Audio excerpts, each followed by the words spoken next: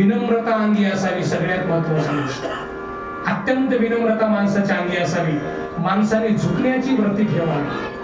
पाया पडून घेणं सोपं आहे, पण वेळ पडल्यावर दुसऱ्याच्या पायावर मस्तक ठेवणं त्याच्यासाठी वाघाचं काळीज लागते. फुलकट माणसं असं काम करू शकत नाही. गर्व अहंकारामध्ये बांधलेली माणसं असं वागू शकत नाहीत. आणि जो माणूस विनम्रता आहे, ज्याच्याकडे लीनता आहे, त्याच्याबद्दल हे खोटं बोलणं या गादीचा अधिकार नाही. खरं तर या गादीवर वर्णन करण्याचा सुद्धा अधिकार बिलकुल दिलेला नाही. हे सगळ्यांनी लक्षात ठेवा. पण जे वस्तुस्थिती आहे ते न मांडणं सुद्धा त्या गादीचा अपमान आहे, हेही लक्षात घ्यावं लागेल. त्यांच्याबद्दल, पाटलाबद्दल का बोलतोय मी? अनुभवलोय मी आणि तुम्ही सर्वांनी अनुभवलेले आहात.